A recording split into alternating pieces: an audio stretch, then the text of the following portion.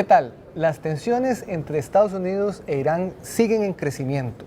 El último episodio que ha generado mucha ebullición es el derribamiento de un dron de Estados Unidos que supuestamente sobrevolaba por el espacio aéreo iraní. Tenemos con nosotros a Víctor Murillo.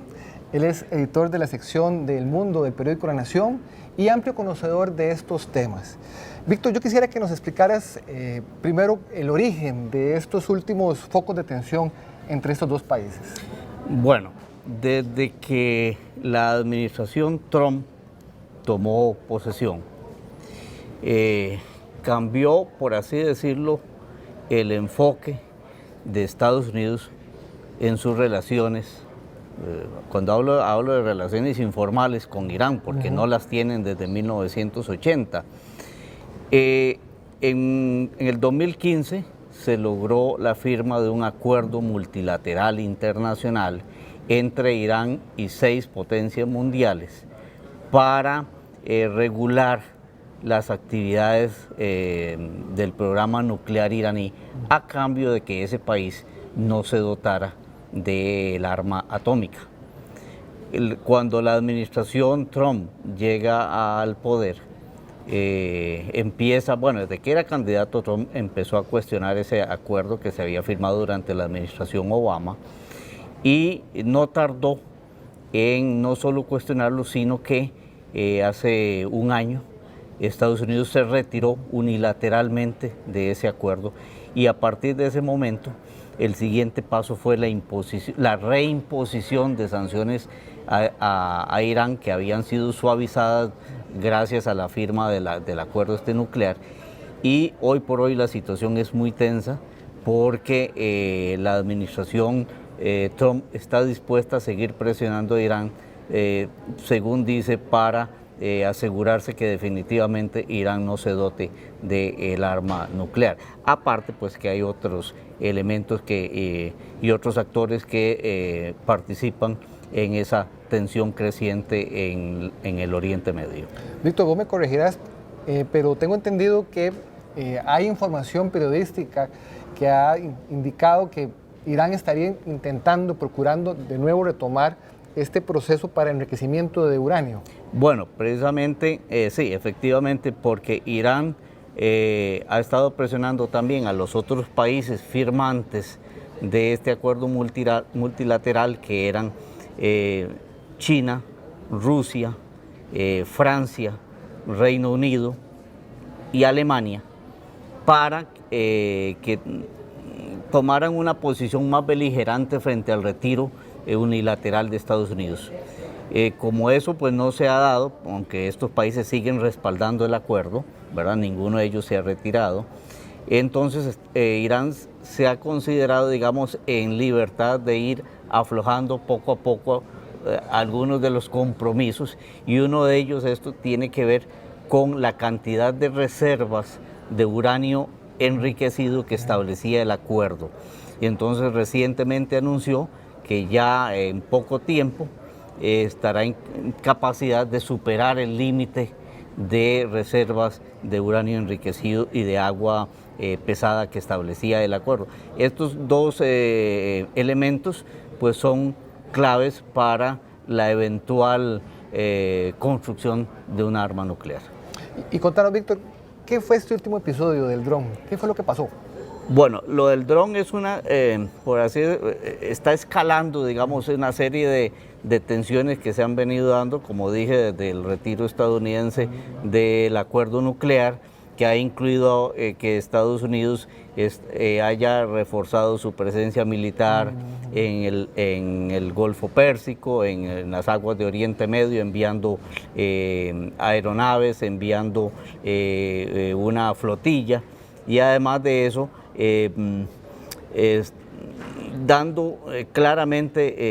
diciendo claramente que la presión va en ascenso contra el gobierno de Irán.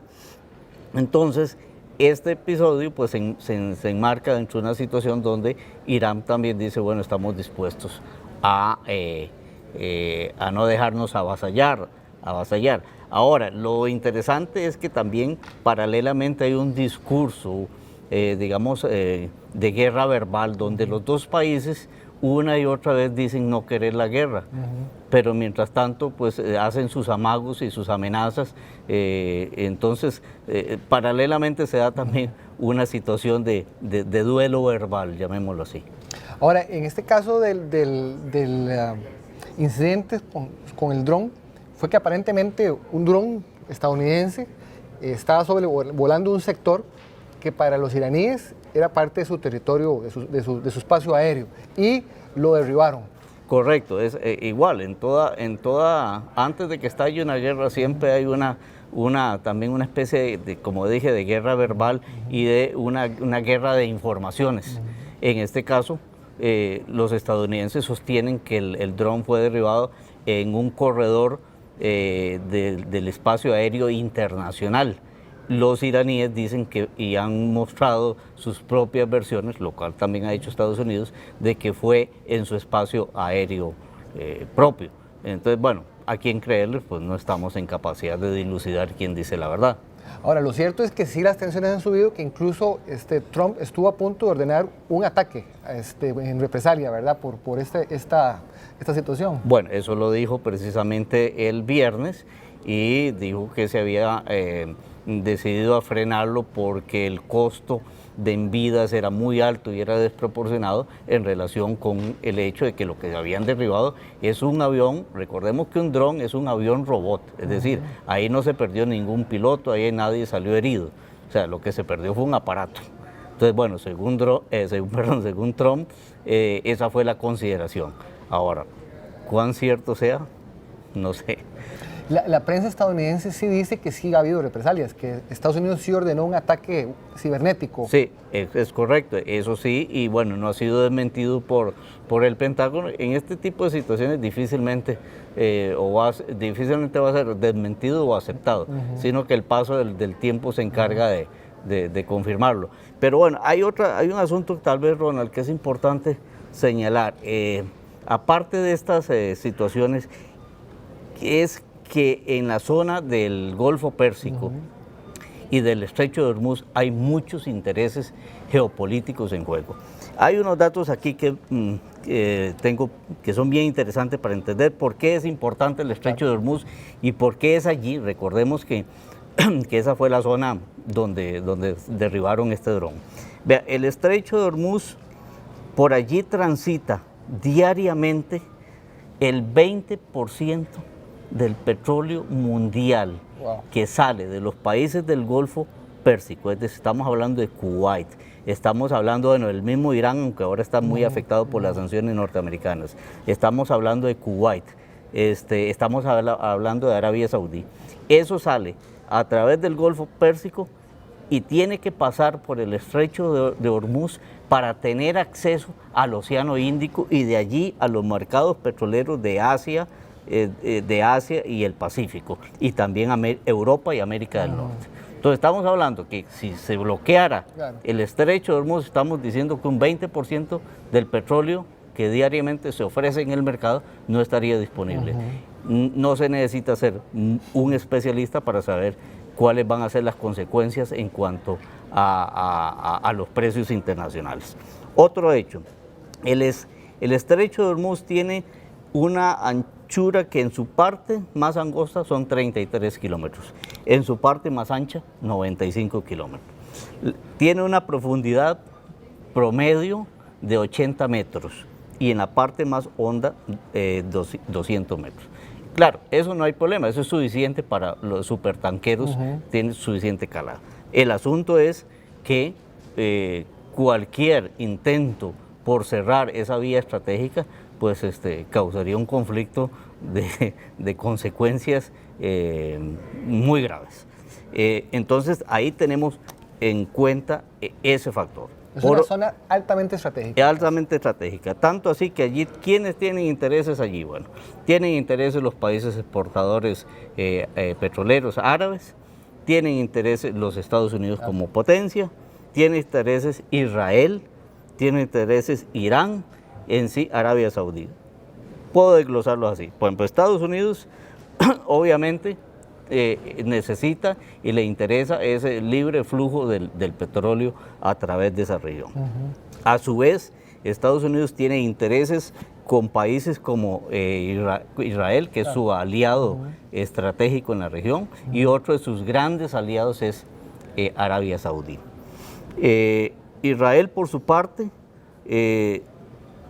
tiene mucho que defender en esa zona porque teme que la expansión, por ejemplo, de Irán, de la influencia de Irán en el Oriente Medio, que Irán se termine de afincar en Siria, eso sería, digamos, muy serio para la seguridad nacional israelí, porque ya Irán tiene fuerte implantación en Líbano, donde tiene un partido que es claramente un brazo político pro-iraní, que es el movimiento armado y político Hezbollah. Bueno, los iraníes procuran, por su lado, expandir su influencia regional. Arabia Saudí, por su lado, también trata de ser como el mandamás regional, como la potencia regional. Entonces ahí tenemos un choque entre Irán y Arabia Saudí por ver quién domina la región. Y vea qué interesante cómo también interactúa la religión. Irán es la potencia chiita del Oriente Medio y Arabia Saudí es la potencia sunita del Oriente Medio. Entonces allí hay también un juego político religioso. Y bueno, también tenemos, como dije, Israel, que es una potencia nuclear, aunque no declarada, pero es un secreto a voces que Israel tiene el arma nuclear. Y no va a permitir o no desea permitir por nada del mundo que Irán rompa ese monopolio que tiene en la región. Por otra parte, si Irán se dotara del arma nuclear, es muy seguro que Arabia Saudita va a querer hacer lo mismo por esta pugna regional. O sea, hay una confluencia de intereses contrapuestos que hacen que aquello sea un barril de pólvora con la mecha puesta ahí. El asunto es si alguien le arrima el fósforo. Así es. Bueno, Víctor, pues muchísimas gracias por ayudarnos a entender este conflicto y a ver mucho más allá de las tensiones entre Estados Unidos e Irán, porque vemos que existe todo un panorama más complejo, mucho más, digamos que oculto, por lo menos a la vista, digamos, del público en general, que podría estar también moviendo intereses y moviendo los disparos en uno y otro sentido. Muchísimas gracias, Víctor, por tu tiempo. Con todo gusto. Y muchas gracias a ustedes también. Los esperamos en el próximo contacto. Soy Ronald Matute.